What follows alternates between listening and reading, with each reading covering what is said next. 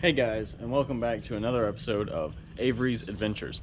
I'm Avery, and today is the final episode of working on the 6-7-12 valve to get it back together, hopefully. We've got to get assortment of just random things just smashed back together. Then we got to get the core support back in this thing. So, we're going to get on it and get this thing rolling. Cue intro.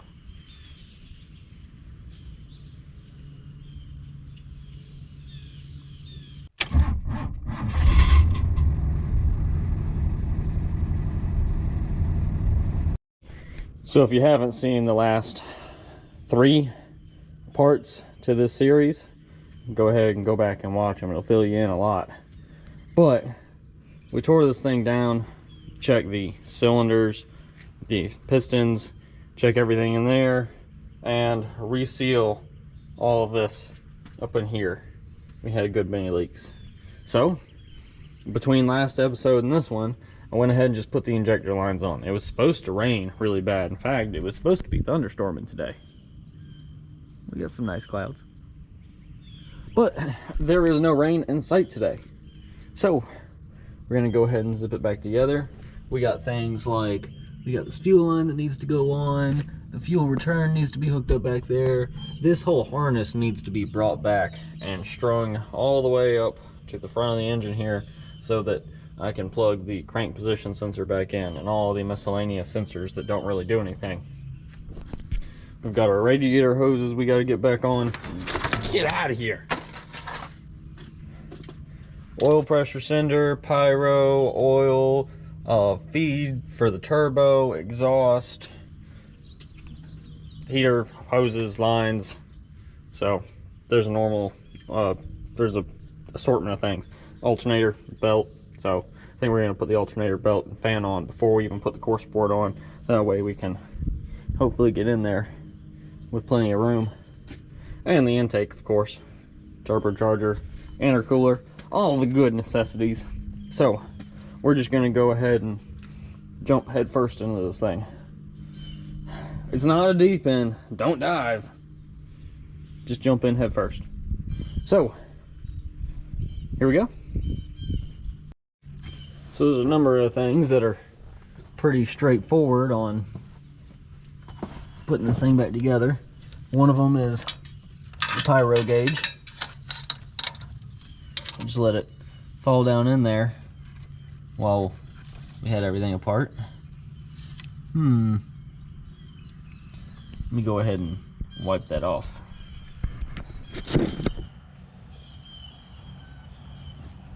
It's a little nasty.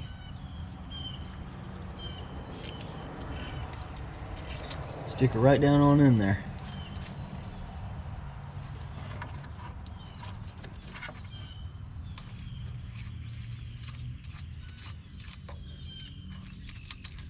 And what we're gonna do is come up just like that.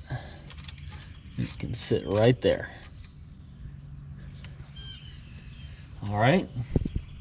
Now we've got that one in, we're going to take our turbo feed, screw that one on.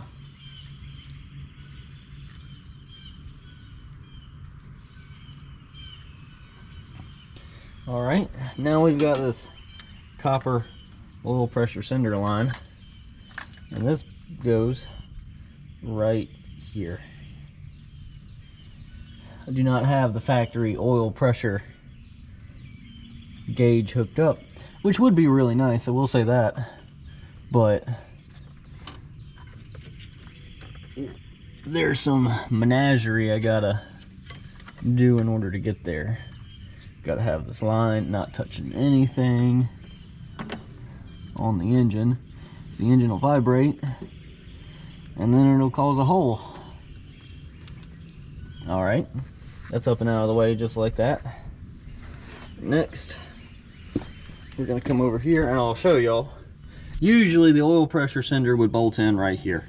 And on a 5.9 block, because this is a 6.7 block, there would be another oil pressure gallery. I do not believe that is one. I believe that is coolant. So I don't have a place to plug my oil pressure cinder on this block. So I looked at getting a T here, but there's not enough space between here to get everything kind of bolted in. So next we got to get this and that one on, and then I'll come back with some wrenches and all right guys, y'all are perched pretty precariously, so I need y'all to hold on as tight as y'all can.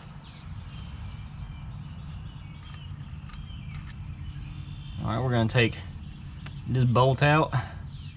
It's got this copper O-ring, copper washer. Hopefully you guys can see this.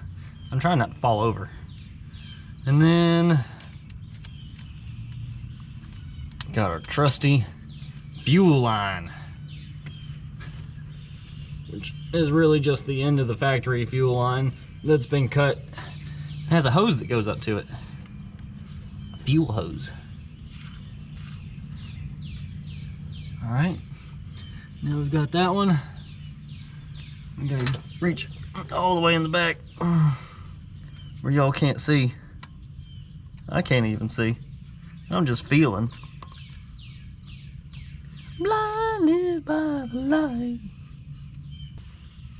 Well, by golly, you gonna go in your home? Don't do me like this. Ha! You son of a gun. I gotcha.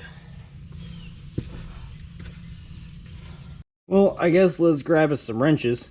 Got 13, got a 17, and got a croissant wrench. I think that's all we need. Oh, I completely grabbed the wrong set of wrenches. Gotta have my 3/8 for my standard oil pressure gauge. This one's off the shelf from Advanced Auto. One of them Bosch units. You know, I got a Bosch injection pump, so I gotta keep the rhythm going. Well, darn, do you get tight? No! You're tight. Hopefully you don't leak. That didn't happen, guys. Y'all didn't see that. All right. Next up. Are you a 13? Nope, you're not. Are you this size? Yes, you are. Guys, this is my favorite tool, my croissant wrench. This is actually my grandfather's. He used to have it dremeled into the head of the tool. It said Robert Slice. And that was my, you can kind of see a little bit of Dremel right there. It's not gonna focus. But this croissant wrench is real special to me. I'm passing it on to my children, hopefully. All right, so 17 millimeter. I like how Cummins likes to use a lot of the same sizes. There's a bunch of 17 millimeters and 13 millimeters and 10 millimeters. All right, let's crank down on you. Crank. She's cranked. That's tight. That's tight. What else did we just put on here? Oh yeah, we were struggling with that line all the way here in the back. That return line. That returning line. That one right there.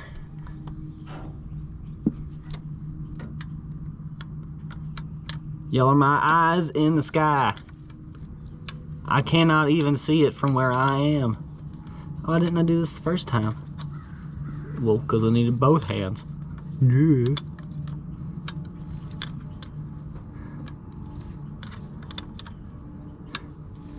Don't want more fuel going everywhere.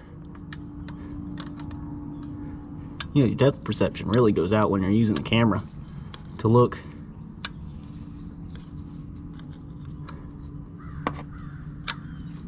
I'm just glad I was able to get it to bite. Sometimes you're just trying to screw something together. It feels like it's taking forever. Well, because it is.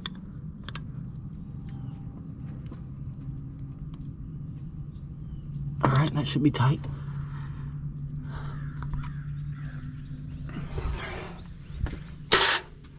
Then we need 10mm for these two. And I guess we'll see about putting our heater hoses in. Oh, we need to tighten that one up. What size are you? Nope. Yep. We got our heater core lines here, ladies and gents. Hop, hop.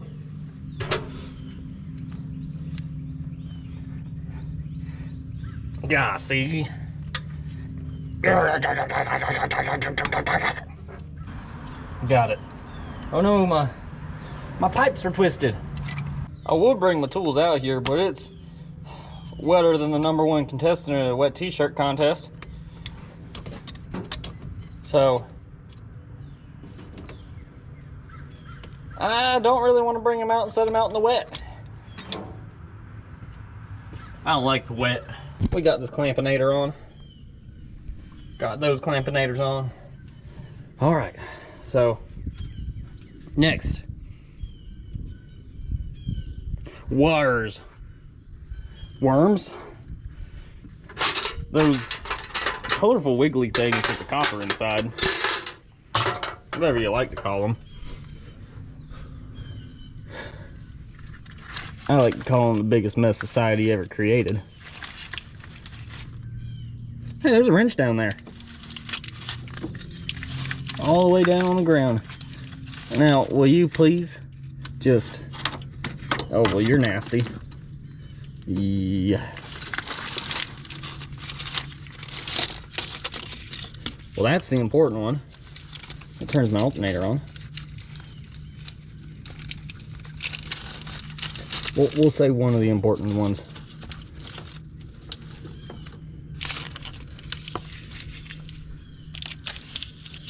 Now, I used to have this routed really nicely up behind the injection pump.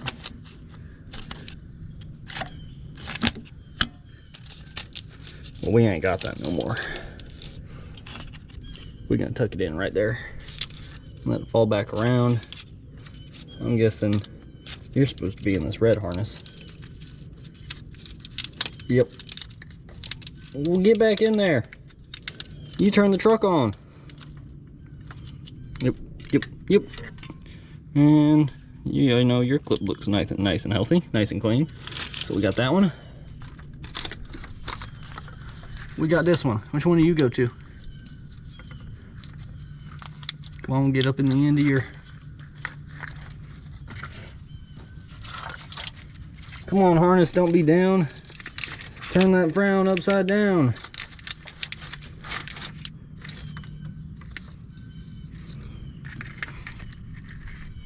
I'm gonna say this one probably goes here, considering how small it is.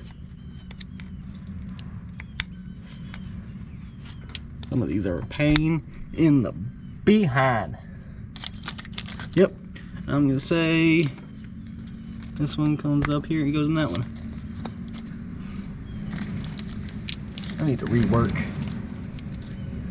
my wiring and loom. Fuel heater.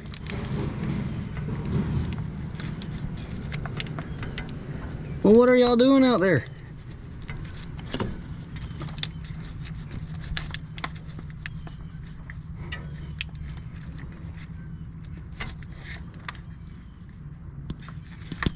Well, I'm pretty sure it goes in that way.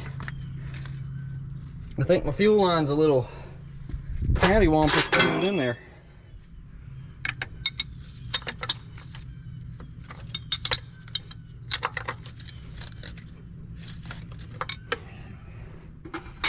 All right, let me get this tight. I need 2 hands. All right, we got our monster messes out of the way. We're gonna take these 2 nuts off. Don't ever lose your nuts, boys. Well, actually, I'm gonna take my engine snuffinuffagus and put it down through there. I can tell you guys that thing is absolutely nasty to hold.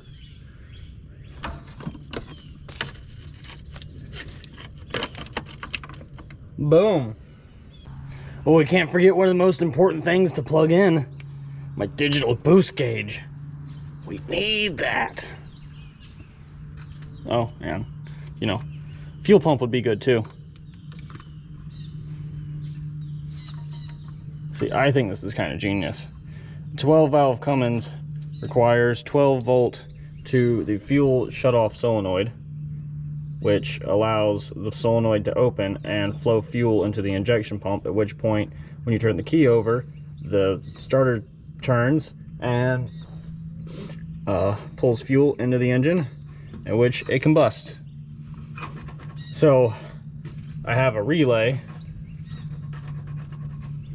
I don't know which one it is. One of these relays up in here is a relay for the fuel pump. So we just have 12 volt going from the fuel shutoff solenoid to wherever that relay is. Turn on the fuel pump. Say everything's good. So, all right, we got all this taken care of. We got all this taken care of. We gotta do the exhaust, intake, core support, and front drive accessories.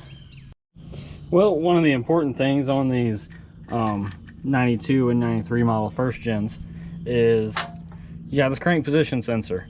Now there is no tach in this truck. All you have is speedo, oil pressure, alternator, temperature, and fuel gauge. So the only point of this individual gauge is sensor is to tell the computer the engine is on, so that way it'll turn the alternator on. Isn't that genius? I mean, not really to me, because this is a 6.7 block. So one of my problems is that I have the wrong harmonic balancer on the front of this engine. This is a 5.9 first gen harmonic balancer, and I put it on here because my thinking was, oh, you know, well, I need to be able to turn my alternator on. Well, apparently that was the wrong answer. So I may have to reroute this to the key switch so that whenever the key turns on, that the alternator gets power to be turned on. And I know that's not as efficient, but that's probably going to be the best route if I put a 6.7 harmonic balancer on the front of this crank. So, all right, now there is a very scientific way to spacing your crank position sensor, and the way it goes is you take out your wallet and you give 50 bucks. No, I'm just kidding. You want to take any of your precious debit or credit cards. I like to use the most valuable one, so you know if you screw it up you can't ever use it again. This one will work. I got a Sam's Club card here. And you want the sensor to be the width of the card away from the crank pulley. So then once you get that in there, tighten these nuts down. Make sure you tighten them good. Pull your card on out of there. I don't know, I got dirty.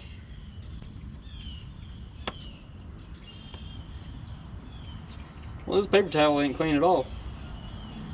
I'm gonna put a dirty card back in my wallet.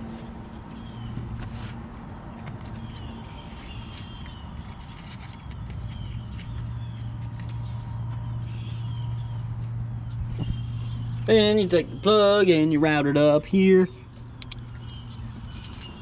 Well, I'm in a musical mood today. I hate copyright laws. I like music, and I like that essentially in our world today you can just pay a subscription and not have to buy music anymore. But I wish I could just use it in my videos. That would be handy. Handy dandy. Instead of having to get in the right video to music, because I'm not allowed to use it because I might make money off of it. Well, yeah, I get that. It's just money.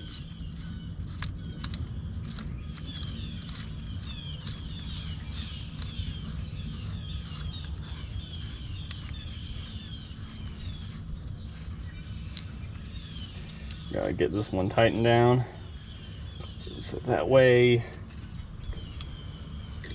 that harness is out of the way of the belt. The first one got eaten up by the crank pulley. My alternator stopped charging and I had to buy a new one. These things ain't cheap, I'll tell you that. There's only a few companies out there that make them. So tighten that bolt down. Then we'll take our hammer. So we got our magnetic cylinder. It's kind of a cylinder. Come on, get on in there. Giddy up, little doggy. Let's take our big bolt. Big bolt, find your home. Big bolt. And it's home. Oh, gosh darn it, ain't if this ain't the easiest alternator install ever. I love how simple these things are. I just cannot get past it. I mean, I've been out here for 10 minutes, if that. And I've already got the whole harness on, fuels, return line, intake, everything. Y'all watched me. It's only been 10 minutes so far, I think.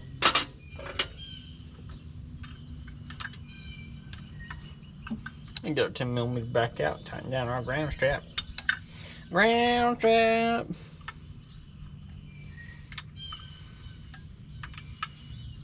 Boom, boom, boom, boom, boom. Tighten you up. You're tight.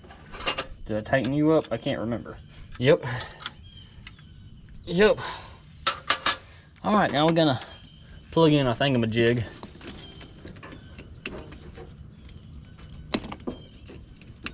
Secured. It's time for the fan.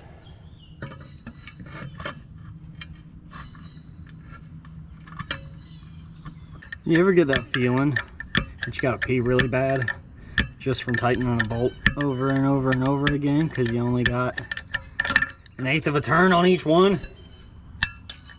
Whew.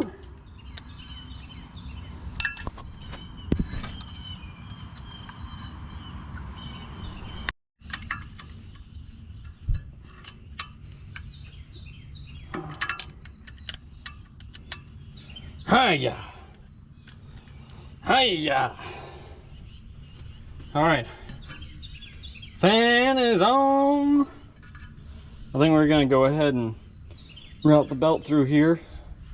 And then that way we don't gotta mess with any of this when we put the core support on. We just gotta get our charge tubes on and our radiator hoses. So let's do that. Again, this is one of the very few trucks that I can route a belt on without even looking at the diagram.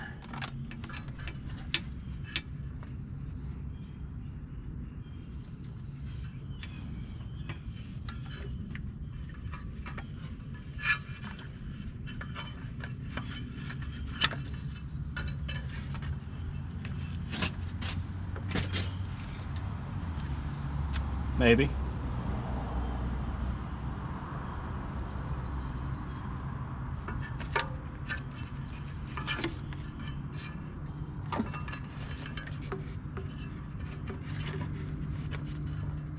Yep, just like that.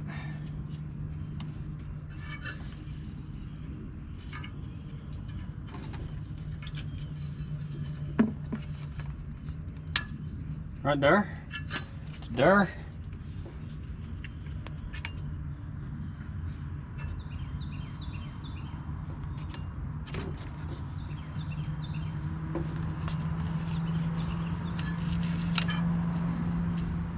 So we'll take it off of here and we'll go ahead and route it up onto the tensioner. And we'll take this and we'll set it right there.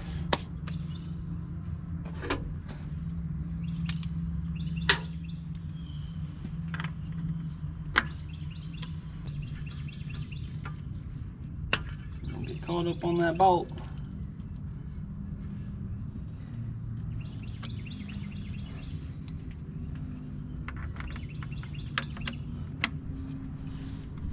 Let me get it up on the tensioner a little bit more. There we go. Belt's on. Ain't touching nothing. All right, we good. Fans fanning.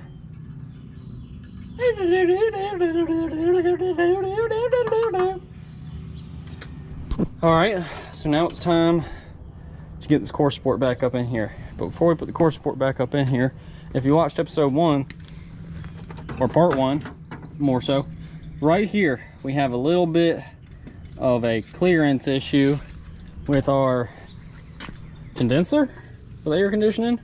I don't know what it's called, I just know what it does. And that don't fit through. So I'm gonna take a grinder and go ahead and trim this up some. Hopefully we can get it fit. All right. Phase out. All right, I'm not wearing a flannel anymore. You can see my arms. Well, I've got everything kind of smashed back together. Now we just gotta ram this core support back in. This is gonna be a little bit tricky. So,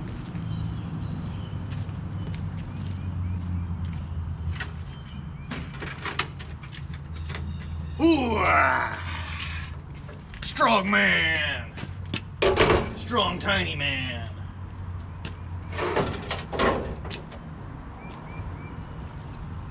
Looks like I've messed up a little bit of my paint. Good thing it's spray paint.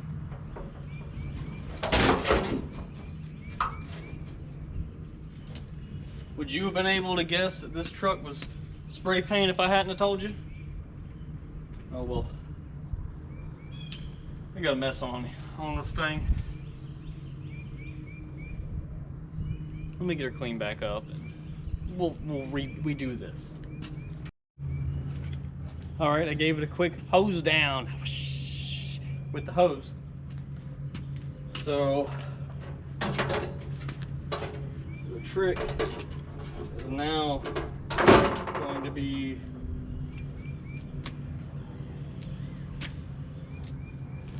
getting this back under here.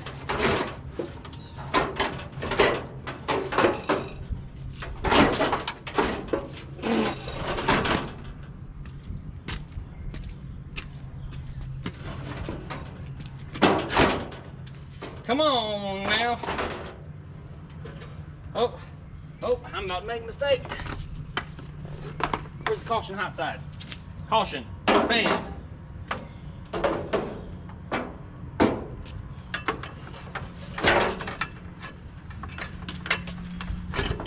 Fan shroud.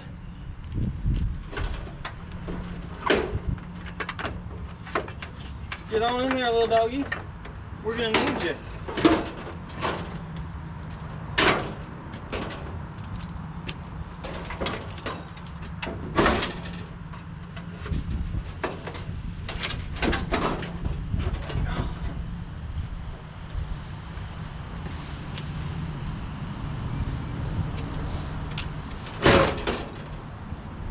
Yeah, it would help if the core support was lined up right.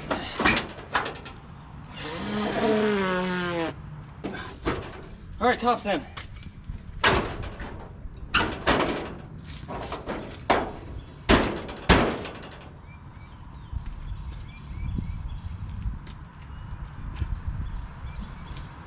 Come on. I don't want to dent you. But I want you to go when you're home. There we go.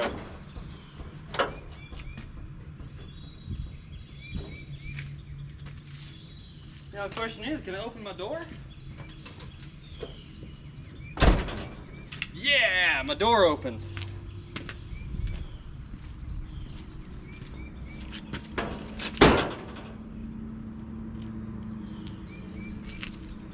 We almost got a truck, guys.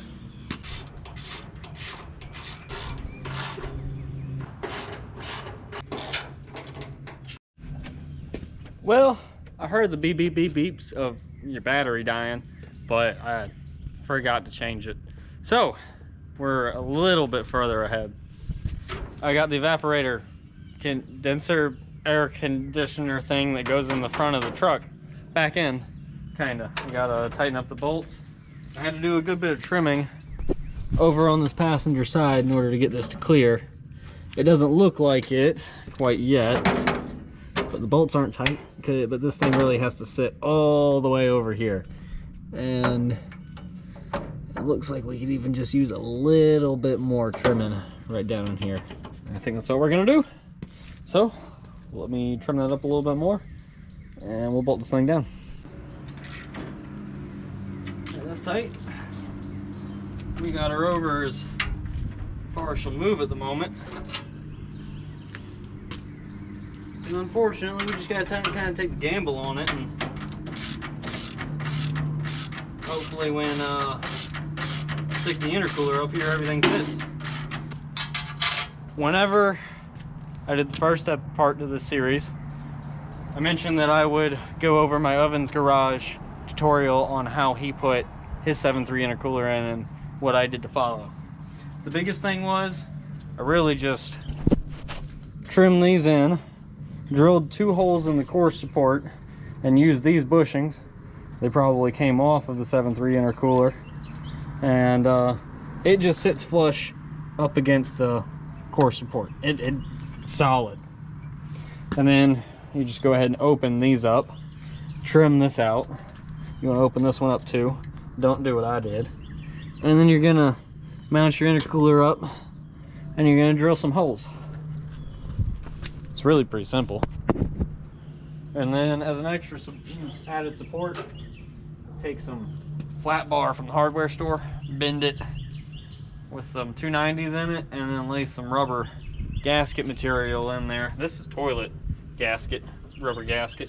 I just glued it down in there and it works pretty darn good. So we'll slap an intercooler in here. What you gonna do when you got hot turbo air?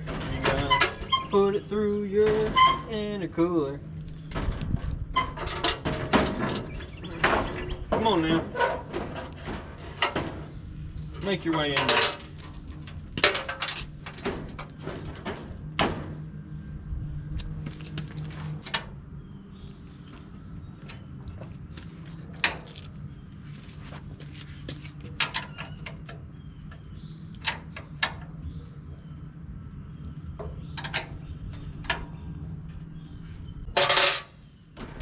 Intercooler installed. What would have been a smart idea would have been to put our body bolts in first, but we didn't do that.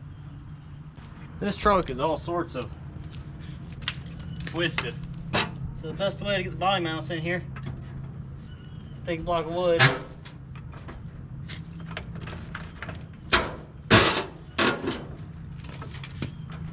lift up on the whole core support,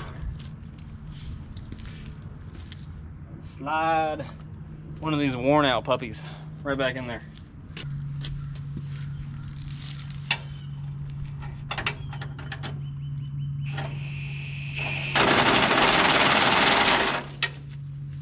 That's probably good.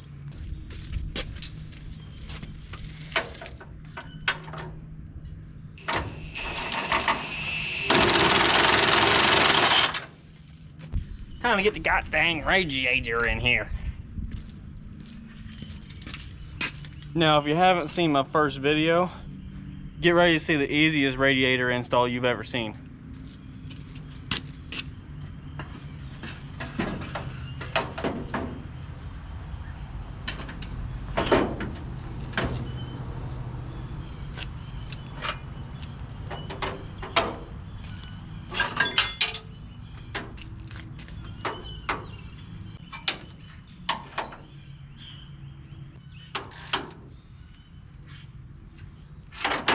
installed. And y'all may be saying, well, wait a second, that wasn't that fast. I didn't say fast. I said easy, okay? Okay? It's easy. And 2 bolts on each side. All right? Okay, so.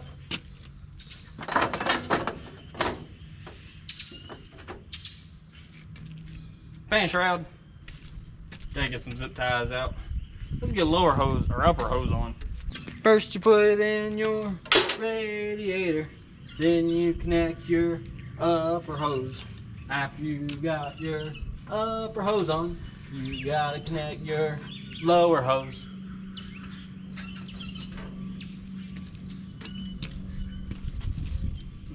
That was my new hit single, Radiator. I love this noise. I honestly just don't like this part. I do not have the correct boots for this.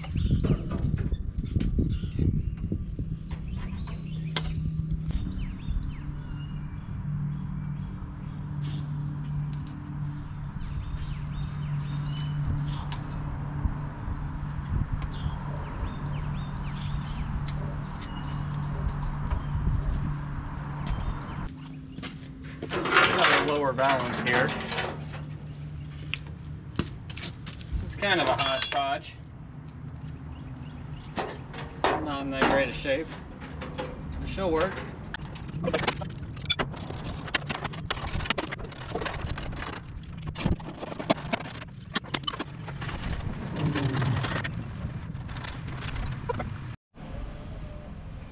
Now we're going to do the absolute right thing and take the coolant we took out of it and pour it right back in.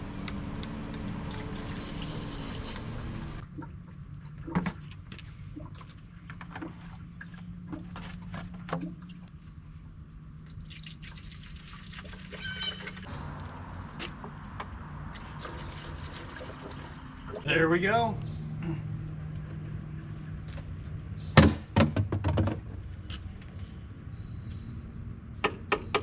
Gallons in. She's gonna need more than that. Good thing I got more used coolant. Some of you guys may be thinking, well, Avery, it's not that expensive. It's only $12 a bottle. Just go down to the parts store and buy some concentrate. That's $12 I didn't have to spend because I spent an extra 20 minutes filtering some coolant. So, and it wasn't just $12. That was 3 gallons of mixed coolant. I probably got to put another 2 in there, so that would have been $25. That's over $1 a minute. So O'Reilly's guy dropped off the Earl, so let's go ahead and finish topping this off. We'll slide up underneath, drain her on out, fill her back up. Then we can put a battery in it.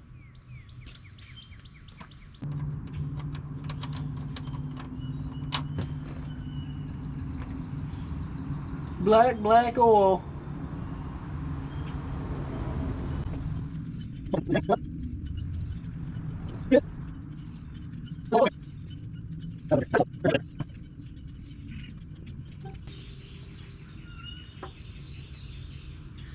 What I want to know is why this drain plug ain't magnetic.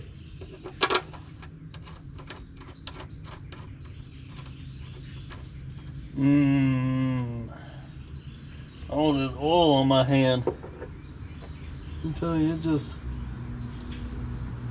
feels good.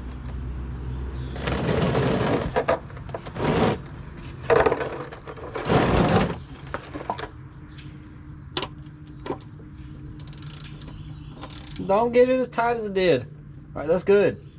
Sheesh. I actually really like the way Cummins has their oil filters set up. They're just right down here below the intake tube. So,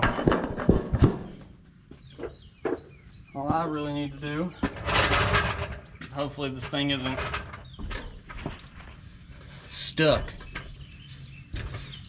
Righty tighty, lefty loosey.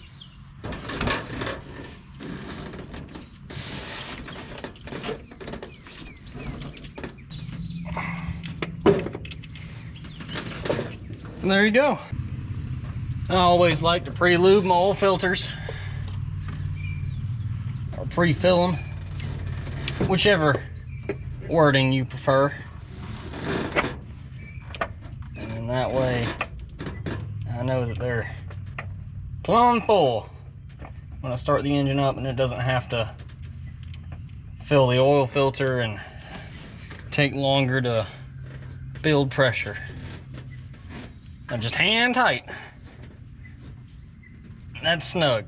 That's my hand slipping on it, so that's good. You know we got it going on because we got a funnel now. The big red funnel's my favorite, but this one works too.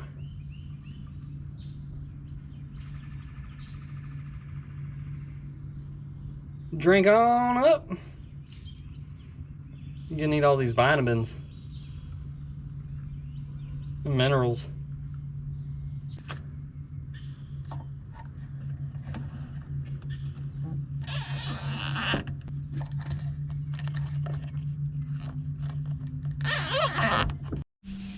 All right, guys, we've got pretty much everything back together. I went ahead and just finished up. There wasn't much. It was just kind of putting the battery in, a couple things here and there. I need to tighten up those bolts in the top corner for my fenders. Other than that, just need to prime the fuel system and crank on it some. So let's get to it. Let's go stick the key in and see if the fuel pump goes brrr.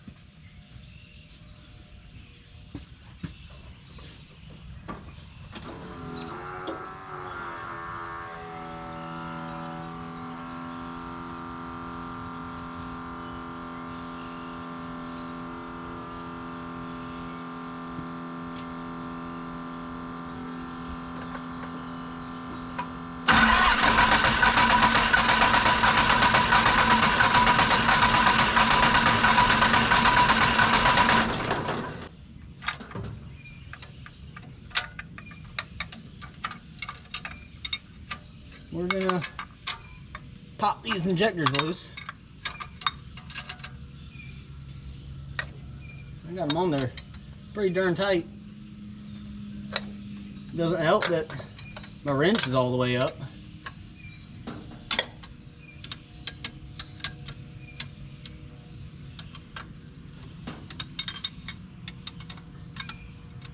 All right, injector lines are loose.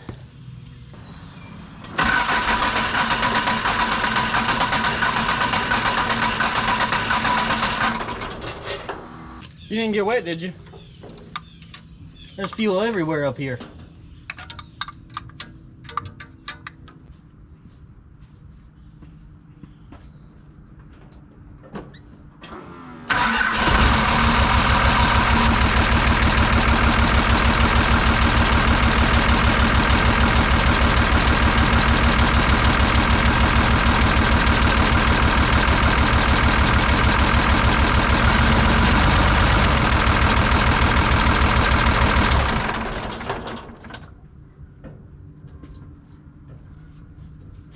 Well, seems like we got a misfire somewhere.